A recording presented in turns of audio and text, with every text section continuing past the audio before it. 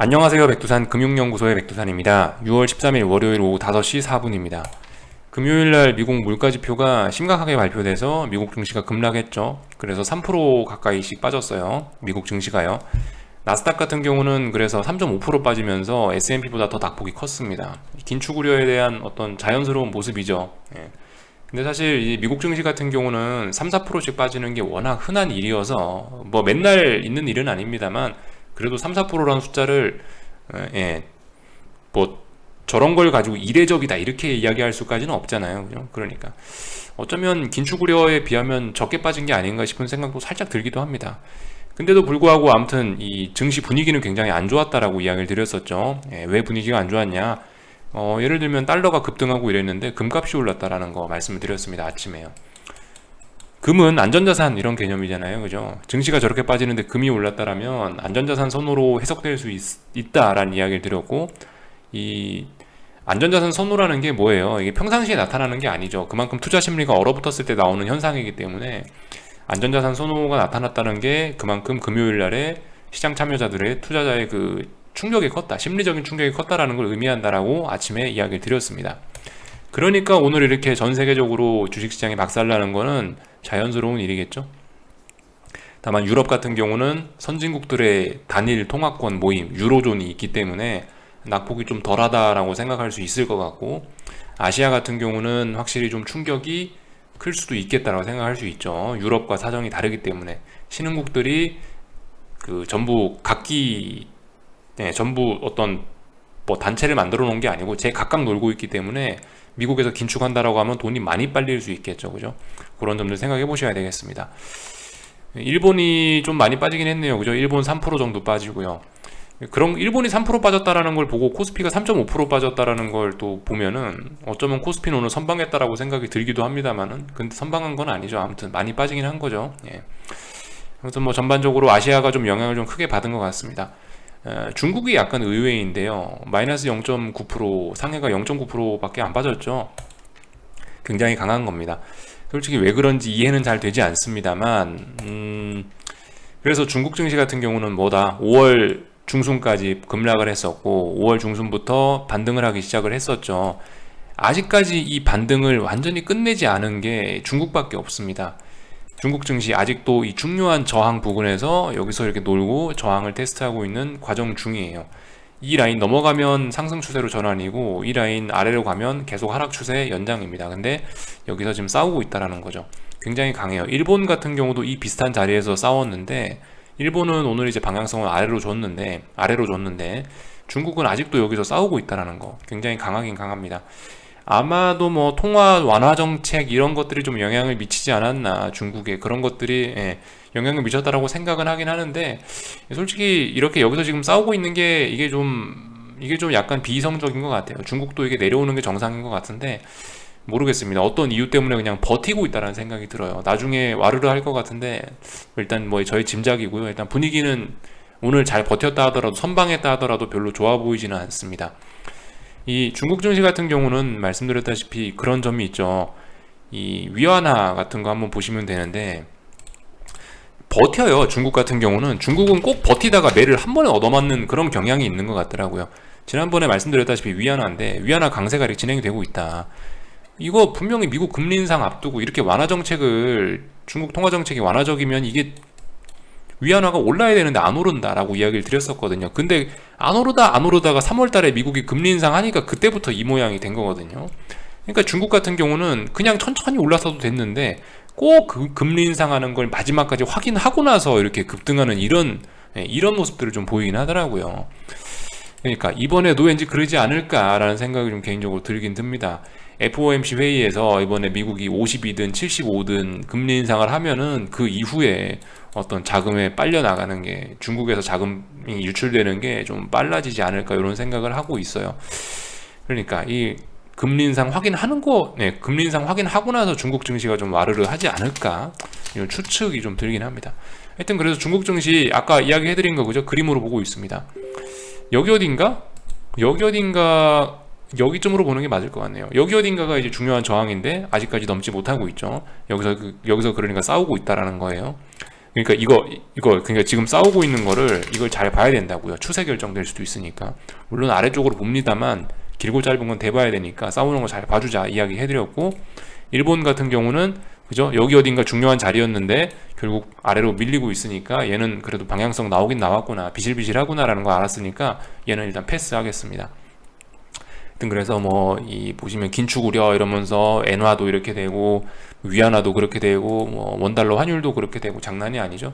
예, 모두가 긴축 우려에 벌벌 떨고 있는 모습입니다. 자, 이쯤 하고 오늘 아침에 이제 제가 이거 어떻게 대응을 해야 되냐라는 이야기를 좀 많이 드렸었는데, 아무튼 제가 뭐 너무 이해하기 어렵게 말씀드렸나 모르겠는데 쉽게 생각하세요. 쉽게 지금 어떻습니까? 추세가 하락 추세죠. 하락 추세가 뭐예요? 고점과 고점을 연결하고 저점과 저점을 연결했는데 이렇게 선을 딱 그어 보니까 이게 둘 다 떨어지더라. 아, 주식이 이렇게 움직이더라. 고점과 고점, 고점과 고점, 저점과 저점이 낮아진다. 이러면 하락 추세다. 아래쪽으로 명확하게 가고 있지 않느냐, 하락 추세 명확하지 않느냐, 그러면 우리가 뭐 해야 될까요? 일단 위쪽으로 보면 어렵겠죠. 위쪽으로 보면 어려울 거예요. 하락 추세니까 아래쪽으로 보는 게 유리할 겁니다. 그런 생각 해보시면 되겠고, 다만 이제 하락을 하긴 하더라도 이 하락이라는 게 어떻습니까? 상승처럼 짜불짜불 평온하게 가는 게 아니잖아요. 하락은 항상 어떤 속도와 급등, 뭐 그죠? 어떤 이런 급등 급락, 변동성을 동반하는 거기 때문에 좀 그죠? 슈팅이 많다라는 거 생각해 보실 필요가 있겠고, 그래서 제가 오늘 아침에 드린 이야기가 뭐냐면은 이 좀 하락하는 게 논리적으로 맞긴 맞는데, 근데 이 정도와 폭이 좀 너무 큰 느낌이 있다. 그렇기 때문에 이런 자리에서는 하락 추세 진행 중이라 하더라도 여기서 지금 당장 하락 포지션을 진입을 하면 어떻게 되겠어요? 먹긴 먹을 수 있겠죠. 하락 추세 중에 하락으로 베팅하면 먹겠죠. 먹긴 먹는데 답답할 수 있다라는 거. 오늘 같은 자리 언더슈팅의 가능성이 높은 자리에서 하방 포지션을 잡으면 효율성이 떨어지는 거겠죠. 투자의 효율성이. 예를 들어 여기서 반등을 할 수 있는 거고, 아니면 한국 증시 많이 아시잖아요. 계단식 증시 오래 많이 보셨지 않습니까? 오늘 폭락했어요. 또 옆으로 한두 달 길지도 몰라요. 옆으로 한두 달 기면 어떻게 옆으로 한두 달 기면 또 심리적으로 또 무지하게 쫄리겠죠. 고생 많이 하시고요. 그러니까 오늘 같은 날 하방 포지션을 추격하면 이 효율이 떨어진다라는 생각입니다. 그러니까 오늘 같은 날은 그냥 가지고 계신 분들이 뭐 일부 뭐 비중 축소 정도, 생각 정도 해볼 수 있는 자리인데, 근데 말씀드렸다시피 아무것도 안 했으면 좋겠다라는 게 일단 저의 어떤 뭐 베이스에 깔린 생각이긴 해요. 하락 포지션 중장기적으로 붙잡고 계신 분들은 뭐 어떻게 해야 되겠어요? 그냥 가만히 내 계좌에 수익이 쌓이는 걸 그냥 가만히 즐기시면 되는 거고요. 뭐 주식 들고 계신 분께는 할 말이 없는 거고, 하락 추세인데 주식 들고 있으면 잘 될 가능성이 낮지 않겠습니까? 뭐 물론 단타로 아침에 이런 자리에서 한 번쯤 주식 매수를 뭐 해볼 수는 있다, 단타로 해볼 수는 있다라고 말씀드렸는데 해볼 수가 있다는 거지 그게 바람직하다는 건 아니죠, 그죠? 가능하면 일단 하락 추세라는 거 생각하시고 너무 복잡하게 생각 안 하셨으면 좋겠어요. 그러니까 하락 추세다, 하락 추세에 뭘 해야 되겠냐, 아무것도 안 하거나 아니면 뭐 하방 베팅을 하거나 그런 게 맞지 않겠냐라는 거죠. 하락 추세면은 기본적인 전략이 뭡니까? 반등시 매도 전략이죠. 반등시 매도 전략. 반등이 올라오면 매도 전략, 반등이 올라오면 매도 전략이잖아요. 기본적으로 그 생각만 하시면은 대응이 쉬우실 수 있다는 거 말씀을 좀 드리겠습니다. 아침에 너무 복잡하게 이야기했나 싶어서 기본으로 돌아가자, 이런 이야기를 좀 드려본 거고요. 아침에 저기 비트코인 이야기 하려고 했는데 정신이 없어서 깜빡했네요.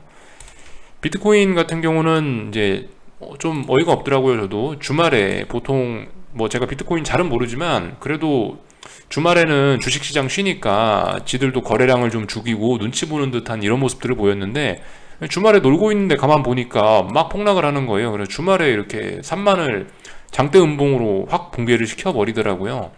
어떻게 됐겠습니까? 이제 여러분들 대장의 사망이에요. 3만이 한 번 붕괴됐을 때는 그럴 수 있다라고 그냥 봐주자라고 말씀드렸죠. 3만 붕괴시키면 강력한 지지선이니까 반등 나올 수 있다라는 이야기 드리고, 한 번 정도는 신뢰도가 낮을 수 있으니까 좀 더 지켜보자라는 이야기 드렸죠. 근데 이번에 두 번째 붕괴가 된 거고, 그냥 붕괴시킨 게 아니고 저 멀리 장대 음봉으로 붕괴시키면서 저 멀리 갔잖아요. 3만 여기 있는데 여기잖아요. 2만 4천이잖아요. 명확히 붕괴된 거죠. 이렇게 되면 어떻게 되겠습니까? 이제 대장님이 죽으셨습니다, 이렇게 이야기할 수 있겠죠. 사실 이번 뭐 지나고 나선 버블이라고 이야기할 수 있을 테니까, 뭐 사실 이번 2020년, 21년 뭐 버블장 이라고 이렇게 개인적으로 표현을 하고 있는데, 이런 버블장에서 대장이 누구였습니까? 사실 주식이 대장이 아니었죠. 물론 주식시장의 대장은 나스닥이고 애플이었는데, 근데 이제 사실 엄밀히 전체 금융시장을 놓고 보면 뭐 좋든 싫든 간에 비트코인이 어쨌든 이 투기의 모든 이 버블의 대장이었단 말입니다. 근데 대장이 돌아가셨네요. 그죠? 드디어 대장이 죽었다고 인정을 확실히 할 수 있는, 이제 의견이 아닙니다. 대장은 죽었다라는 게 사실이죠. 숫자가 확인이 됐잖아요. 3만 깼잖아요. 두 번이나 깼잖아요. 그러니까 대장님이 돌아가셨다라고 이야기를 하실 수가 있을 거고, 그럼 이제 뭐 좋은 시절 끝났다라고 보는 게 맞지 않겠습니까? 그죠? 겨울이 깊어지고 있다, 이렇게 생각하시면 될 것 같아요. 3만 붕괴됐으니까 비트코인 관련해서 뭐가 있겠어요? 뭐 예를 들면 뭐 IT 빅테크 이런 기업들이 영향을 받을 수 있겠고, 관련된 뭐 반도체 이런 친구들이 영향을 받을 수 있겠죠. 악영향 받겠죠. 그죠? 이런 거 생각해 보실 수가 있겠고, 아무튼 그 투기의 대장이 죽었다라는 점이 굉장히 상징성이 있는 겁니다. 이런 점들 좀 우리가 알고 넘어갔으면 좋겠고요. 그래도 뭐 기술적인 이야기 한마디만 던지고 가자면은, 3만을 붕괴시켰으면 다음에 의미 있는 지지선은 2만에 있습니다. 네, 뭐 그냥 2만이 숫자가 딱 떨어지는 데서 2만이 그래서 나온 2만이라는 숫자가 아니고요. 2만이라는 숫자는 2018년 여기 나왔던 고점 자리입니다. 이 자리가 중요한 자리고, 이 자리를 넘어감으로 인해서 폭등했고 버블이 나왔던 거예요. 그러니까 다시 그러니까 지금 이 자리가 2만이라는 자리가 굉장히 중요한 지지선인 겁니다. 3만이라는 자리는 추세를 결정짓는 자리였죠. 3만이 붕괴되면 상승 추세 끝, 하락 추세 시작입니다. 그죠? 하락 추세 시작됐으니까 이제 목표치 다음번 어디 정도에서 만약에 내가 매수를 한다면 어디서 잡아볼 수 있을까? 2만 부근 정도쯤 오면 한 번쯤 생각을 해볼 수 있지 않을까 싶습니다. 위쪽으로.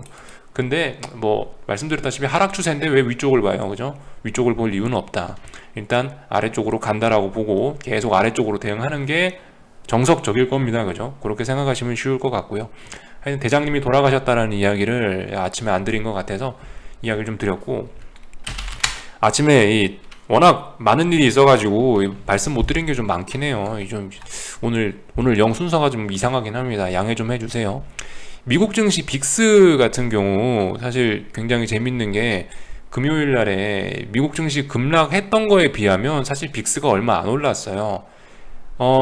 빅스가 보시면 S&P가 아까 3% 가까이 하락했다라고 말씀드렸죠. 근데 보시면 빅스가 6%밖에 안 올랐어요. 그래서 장대 양봉이 아닙니다. 장대 양봉이 별로 아니죠. 그래서 사실 이런 걸 보면서 이런 걸 보면서 제가 이제 무슨 생각이 드냐면은, 이거 생각보다 시장이 많이 빠질 수 있겠구나. 생각보다 시장이 좀 중장기적으로 좀 오래 빠질 수도 있겠구나라는 생각이 들어요. 지금 말씀드렸다시피 이 미국 증시가 3%씩 빠지는 게 워낙 뭐 그다지 이례적인 일이 아니라고요. 그러다 보니까 저렇게 급락을 해도 빅스가 얼마 안 올라가요. 빅스가 말씀드렸다시피 뭡니까? 어떤 엔진 RPM 게이지 같은 거라고 말씀드렸죠. 에너지를 얼마나 쓰고 있냐, 내가 가진 힘의 몇 프로를 쓰고 있냐를 나타내는 어떤 그런 지표로서 빅스를 말씀드리는데, 아직도 뭐 28, 26 이거밖에 안 된단 말이죠. 물론 지금은 32니까 뭐 굉장히 많이 오르긴 했는데요. 지금 같은 경우 왜 32가 됐을까요? 왜 갑자기 분명히 금요일 날에는 6.3%밖에 안 올랐어요. 미국 증시가 3% 급락했는데. 근데 왜 지금은 갑자기 어이없이 뜬금없게 왜 갑자기 이게 빅스가 17%가 급등을 하고 있을까요? 이건 지금 전저점을 깼기 때문입니다. 미국 증시 나스닥하고 S&P가 보시면 전저점 자리를 깨서 전저점을 갱신했기 때문에, 이렇게 되면 어떻게 되냐면은 풋옵션들의 반응이 커져요. 그렇기 때문에 빅스가 저렇게 치솟을 수 있습니다. 아무튼 근데 이런 점들을 좀 생각을 해보면은, 아무튼 좀 미국 증시도 좀 상황이 좀 안 좋구나, 이런 걸 좀 느낄 수는 있습니다.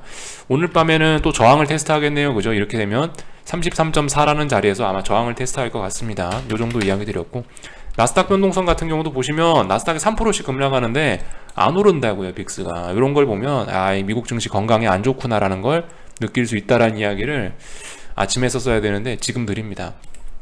이 정도를 살펴봤고, 잠시만요. 그죠? 한국 증시 한번 볼까요? 사실 지금 무슨 이야기 할래다가 순간적으로 머릿속에 사라져가지고 한국 증시 이야기로 좀 넘어갈게요. 이따 이야기 하다가 기억나면 또 얘기하겠습니다. 한국 증시 오늘 어떻게 생각하십니까, 여러분들? 이거 저는 일단 단기적으로 언더슈팅이 굉장히 좀 나왔다라고 생각해요. 기억났네. 한국이든 미국이든 뭐냐면 지금 결정적인 자리에 와 있는 거예요. 한국이든 미국이든. 무슨 일이냐? 그러니까 지금 여기서 평상시 같으면은 이쯤에서 반등이 나오는 게 자연스러워요. 이쯤에서. 근데 만약 여기서 반등 안 나오면 어떻게 된다? 반등 안 나오면 2020년 3월 달에 여러분들이 보셨던 것처럼 비이성적인 폭락으로 가게 됩니다. 그죠? 그래서 지금 굉장히 중요한 자리예요. 굉장히 중요한 자리고, 그렇지만 이제 통상적으로 갑자기 2020년 3월처럼 이런 비이성적인 폭락으로 갈 명분은 개인적으로 저는 없다라고 생각해요. 75bp 인상이 물론 충격입니다만 이게 시장에 충격을 줄 수 있죠. 근데 사실 이거 했다고 해서 바로 뭐 어떤 뭐 나라에서 디폴트가 나고 뭐 기업들이 망하고 사실 당장 이건 아니잖아요. 그렇기 때문에 75bp 인상한다라는 사실을 갖고 FOMC 회의를 앞두고 2020년 3월처럼 이런 비이성적인 폭락으로 갈 것 같지는 이런 가능성 좀 낮다라고 본다라는 거죠. 그러면 지금 반등할 때니까 반등하겠지라는 게 일단 저의 예상이에요. 그래서 지금 약간 변곡 자리에 와 있다라고 생각을 하고요. 그러니까 이게 이제 제가 조금 전에 이야기해드린 거죠. 단기적으로 오버슈팅 나왔으니까 단기적으로 언더슈팅일 가능성이 있으니까 숏 포지션은 비중 축소하는 게 정석적일 수 있다. 그렇지만 그냥 계속 포지션 누적, 그 수익 누적하는 습관은 가져가보자. 이런 식으로 이야기해드리고 있죠. 그리고 그러니까 이 단기적인 반등을 기대하는 게 어떤 자연스러운 그런 자리니까 주식 단타 매수 정도는 해볼 수도 있다. 근데 하락 추세니까 하지 말자, 안 했으면 좋겠다라는 게 제 이야기라고 말씀드린 겁니다. 이런 걸 일단 밑바탕에 깔고 있는 거예요. 지금 굉장히 중요한 자리에 와 있습니다. 그래서 그죠? 대폭락이냐 아니면 반등할 때가 됐으니 반등할 거냐. 반등하면 어떻게 된다? 반등하면은 이 더러운 하락 추세가 계속 연장이 되겠죠. 여기서만 차라리 폭락을 해버리면 그냥 깔끔하게 빨리 이 하락 추세를 끝낼 수도 있습니다. 근데 일단 저는 반등한다에다 한 표를 일단 저의 예상입니다. 75bp 금리 인상으로 2020년 3월처럼 그런 비이성적인 폭락을 보기는 조금 좀 어려울 것 같다는 생각이 들어요. 그런 점들 좀 말씀드렸고, 그래서 미국 증시 이런 이야기 했고, 한국 증시 마저 볼게요. 오늘 날씨가 더워지니까 저도 머리가 좀 꼬이네요, 머릿속이. 자, 한국 증시 오늘 제가 여러분들께 말씀드리고 싶은 포인트는 몇 가지가 있는데, 예를 들면 일단 거래량, 그리고 풋옵션 수급, 또 그리고 5일선과의 이격도, 이런 이야기를 드리고 싶습니다. 제가 방금 전에 말씀드렸던 거 있죠. 지금 여기서 대폭락이 오거나 아니면 반등하거나 둘 중 하나다, 이런 식으로 이야기를 해드렸는데, 거기에 대한 증거가 될 수 있는 겁니다. 지금 이야기하는 것들이요. 순서는 좀 안 맞지만 5일선과의 이격도를 좀 먼저 볼까 합니다. 여기 제가 띄워놓은 게 5일선과의 이격도예요. 오늘 값이 얼마냐면 96.37입니다. 평상시에 보시면 이 정도면 웬만하면 반등해요. 이 정도면 반등해. 이 정도면 반등을 하거나 혹은 옆으로 벨벨벨벨 기면서 5일선이 천천히 내려올 시간을 벌어줍니다. 그러니까 지금 어떤 상황이냐, 5일선이 이렇게 내려오고 있는데 주가가 너무 많이 폭락을 해갖고 주가는 여기 있는 거예요. 주가는 여기 있어. 이거 5일선과의 이격도가 이렇게 많이 벌어졌잖아요. 요만큼이. 이거 어떻게 회복해야 되겠습니까? 증시가 반등을 하고 5일선이 내려오면서 이렇게 해서 이격을 줄이는 방법이 있을 거고, 아니면 증시는 계속 옆으로 기는데 5일선만 이렇게 쭉 내려오는 이런 방법도 있겠죠. 하여튼 중요한 건 지금 5일선과의 이격이 너무 크다라는 거. 이거를 뭐라고 표현한 거냐? 언더슈팅의 가능성이 높네요 라고 표현을 드린 겁니다. 그래서 5일선과의 이격도 이런 거 보시면 96부근이에요. 어떻습니까? 보통 지난 몇 년간을 봤을 때 이 정도 5일선과의 이격이 벌어지면 웬만하면 다시 회복을 했다고요. 이격도를 줄이고 갔다고요. 이런 점들 생각해 보실 필요가 있겠습니다. 근데 말씀드렸다시피 여기서 금융위기로 갈 수도 있다, 여기서 대폭락으로 갈 수도 있다라는 이야기를 드렸는데, 대폭락으로 가면 어떤 모습이 나오냐, 5일선과의 이격도가 89 이 정도까지도 벌어지게 됩니다. 그죠? 2020년 3월 달에 요런 거 생각해 보셔야 될 거예요. 개인적으로 이런 가능성은 좀 낮게 봅니다라는 이야기 해드렸죠. 그러니까 여러분들은 어디다 베팅하실 거냐, 지난 몇 년간을 살펴봤는데 이 96 정도 부근에 오면 웬만하면 이격이 줄어들면서 증시가 반등하는 경향성을 보였다. 근데 이 수십 가지 경우 중 한 번은 대폭락이 오면서 이격도를 89까지 벌렸다. 나는 어디다 베팅할 것이냐, 확률적으로. 이런 점들 생각해 보시라는 겁니다. 이런 가능성은 낮죠. 한 번이잖아요, 한 번. 여기는 근데 굉장히 많은 경우죠, 반등했던 게. 이런 확률적인 거를 베이스로 해서 여러분들께 말씀드린 거예요. 그래서 아무튼 단기적으로 좀 너무 세지 않습니까? 라는 이야기를 일단 이격도의 관점에서 좀 말씀드렸고, 거래량도 많이 늘었죠. 그죠? 거래량 많이 늘었죠. 하락 추세 중에 거래량이 느는 건 자연스러운 일이고 폭락 나왔으니까 거래량 느는 게 자연스럽긴 한데, 근데 통상적으로 어떤 하락 추세 중이지만 이런 거래량이 많이 증가하는데 폭락하는 이런 현상들은 뭐다? 어떤 단기 바닥을 만들어내는 신호일 수 있다는 거 생각해 보셔야 되겠습니다. 사례는 되게 많은데 일일이 다 보여드리지 않을게요. 여러분들이 직접 찾아보세요. 그리고 이렇게 거래량이 증가하는 와중에 오늘 개인들의 풋옵션 매수, 뭐 정확하게 저도 이게 뭔진 모르겠습니다. 근데 아무튼간 풋옵션 87억 순매수 이렇게 찍히는 거, 몇십억대 혹은 100억대로 찍히는 게 이게 어떤 통상적으로 단기 바닥을 만드는 그런 신호일 가능성이 있다는 거 보셔야 되겠습니다. 물론 내일도 더 빠질 수 있어요. 내일도 좀 더 빠질 수 있는데, 내일도 더 빠지면은 아마 그거는 그 반등을 위한 투매 이런 게 아닐까 싶습니다. 그러니까 여기서 솔직히 더 빠지기는 좀 어려울 거라는 생각이 들긴 듭니다. 여기서 만약에 계속 빠지면 말씀드렸다시피 2020년 3월달처럼 그런 대폭락으로 가는 거죠. 그런 점들 생각해 보실 필요가 있겠습니다. 그래서 한국 증시 오늘 좀 낙폭이 과대해 보이는 점들에 관해서 좀 이야기를 드려봤습니다. 코스닥도 그래요, 그죠? 코스닥도 오늘 뭐 굉장히 많이 빠지면서 중요한 지지선, 전저점이잖아요. 전저점이면 지지선이죠. 지지선이니까 뭐 해야겠습니까? 지지선에선 뭘 해야 돼요? 다 아시죠? 그렇게 생각해 보실 필요가 있겠고, 거래량도 오늘 폭락했으니까 좀 늘었어요. 근데 통상적으로 어떤 단기 바닥권에서 거래량이 굉장히 많이 증가하는 이런 모습들이 있긴 하더라라는 거. 물론 이렇다라고 해서 당장 내일 반등할지 안 할지 모르는 겁니다. 그죠? 근데 통상적으로 그런 경향이 있다. 지금 같은 경우는 뭐 일주일, 2주일 정도 이렇게 그 정도 단위로 봤을 때는 이 부근이 지금 단기적으로는 뭐 반등이 한 번쯤 나오는 게 적절한 자리가 아니냐, 이런 이야기 좀 드리고 싶습니다. 이게 뭐 추세적인 하락의 바닥이다 그런 건 전혀 아니죠. 이게 의미 있는 투매나 이런 게 나오지도 않았는데, 이건 그냥 이제 계속 중장기적으로 말씀드렸다시피 중요한 지지선들을 다 깬 거기 때문에 계속 이제 하락 추세가 강화될 수 있다, 이렇게 보는 게 적합하다고요. 하락 추세 진행될 수 있다, 계속 건전하게 진행될 수 있다라는 점 생각해 보실 수가 있겠습니다. 삼성전자 잘 빠지고 있어서 할 말이 없고요. 다만 단기적으로 좀 낙폭이 분명히 센 것 같습니다. 5일선 이격도 이런 거 직접 한번 찾아보세요. 이렇게 말씀드리면 될 것 같고, 그죠? 원달러 환율도 오늘 올랐는데 조금 좀 그래 보여요. 무거운 저항이니까 좀 쉬었다 가야 됩니다. 더 오를 거라도 여기서는 쉬어 가야 됩니다. 그런 점들 생각해 봐야 될 것 같고요. 한국 증시 변동성 지수 같은 경우는 뭐 그냥 양호한 뭐 그런 상황이에요. 더 올라가도 이상하지 않고 내려가도 이상하지 않고, 이거는 한국 증시는 좀 애매하네요. 하여튼 오늘 밤 미국 뭘 봐야 될까요? 그죠? 말씀드렸다시피 그 빅스 지수 33.4 빅스 33.4 자리 여기 저항 테스트 구경하시면 좋을 것 같고요. 넘어가면 어떻게 돼요? 33.4를 넘어가가지고 확 돌파 한착 하면서 이런 그림 나오면은, 이렇게 해서 여기서 며칠간 돌파 한착 해버리면 당장 2020년 3월처럼 가는 거고요. 대폭락으로 가는 거고, 여기서 또 저항 만들면서 또 베레베레베레 또 빌빌빌 내려오면 그럼 또 이제 시장 또 반등하겠죠. 그죠? 이런 생각. 빅스 지수의 관점에서 그렇게 보실 수가 있는 거고, 미국 증시 말씀드렸다시피 봐야 될 자리는 뭐 3,900 저항 테스트, 뭐 11,770 저항 테스트, 아침에 이렇게 말씀을 드렸는데 영 시장에 힘이 없네요. 그래서 사실 아침에 제가 그래서 영상 꺼놓고 지지선을 아래쪽에 좀 더 긋긴 그었는데요. 솔직히 근데 지금 그까지 갈 것 같지는 않습니다. 이게 지금 시장 변동성이 크니까 잘 보이지가 않는데, 아래쪽에 있는 의미 있는 지지선을 S&P는 3710 정도 됩니다. 3710. 근데 좀 너무 멀지 않습니까? 그러니까 제 생각에는 요까지 터치하고 그런 게 아니고 적당히 어딘가에서 그냥 뭐 적당히 아래 꼬리 달고 반등하거나 왠지 그럴 것 같다라는 생각이에요. 추세적인 하락은 지속인데 단기적으로 미국도 지금 하락이 좀 가파른 편이니까 적당히 이러다 말지 않겠냐 싶어요. 더군다나 FOMC 회의 앞뒀는데 설마라는 생각을 하면서 일단 보고 있습니다. 나스닥 같은 경우는 이제 아침에 말씀드렸던 거 저항 테스트라고 말씀드렸는데 저항이 아니고, 그죠? 여기 있는 11,250짜리가 어떤 의미 있는 지지선이고요. 근데 말씀드렸다시피 지금 낙폭이 강해서 이까지 도달할 수 있을지는 잘 모르겠는데, 하여튼 여기가 좀 중요한 자리다라는 거 보시면 되겠죠?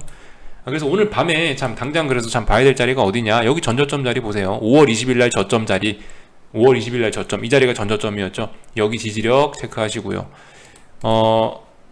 S&P의 경우도 여기, 그죠? 여기 전저점 5월 20일 날 나왔던 전저점 자리 지지력 테스트 하시는 거 구경하시면 되겠습니다.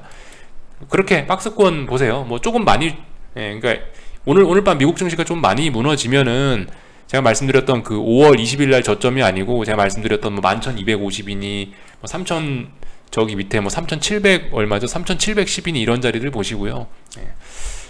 오늘 뭐 조금 강하면은 그죠? 5월 20일 날 말씀드렸던 그 5월 20일 날 저점 자리 좀 강하면 그 자리 보시면 되겠고요. 조금 더 강하면 3,900 혹은 뭐 11,770 이런 자리에 대한 저항 테스트도 할 수 있을 거고요. 딱히 오늘 밤 경제지표 중요한 건 없습니다. 경제지표는 내일 중요한 것들이 좀 발표가 되니까요. 내일 또 집중하시면 될 것 같습니다. 오늘 지표는 특별한 거 없어요. 내일 미국 물가지표 하나 더 발표됩니다. PPI 요거까지 좀 주목하시면 좋을 것 같아요. 내일이죠, 오늘이 아니고요. 요까지 하겠습니다. 궁금한 거 리플 남겨주시고 내일 아침에 뵙도록 하겠습니다.